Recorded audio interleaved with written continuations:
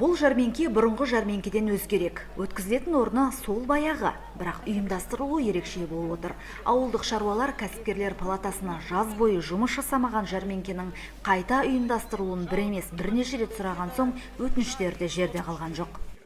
Налог көп жақсылап төлеу үшін бізге осындай ярмаркалар көп керек.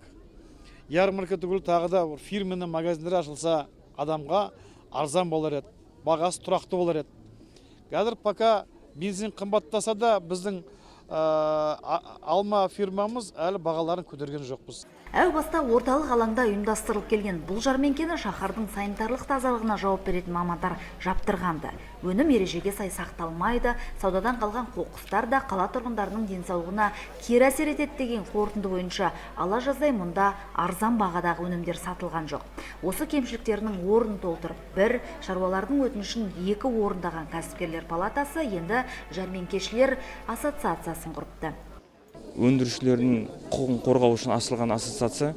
Сондықтан қазіргі енді бұл тіркеуге енді беріліп отыр.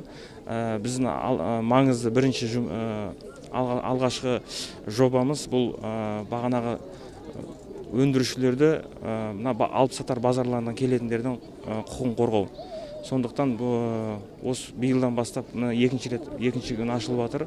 Жәрмеңкеміз енді алдағы уақытта біз солардың құқығын қорғап, және өзіміздің оңтүстік Қазақстан облысының өндірушілерінің дамуына үлес қосқымыз келеді.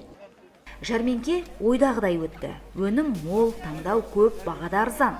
Мұны қалалықтардың көңіл күйінен ақ байқауға болады. Ендігі жерде кәсіпкер жәрмеңкешілер ассоциациясы ережені бұзбай, қала тазалығын сақтай отырып, қара күзге дейін алтын күздің бар байлығымен қуантатын болады.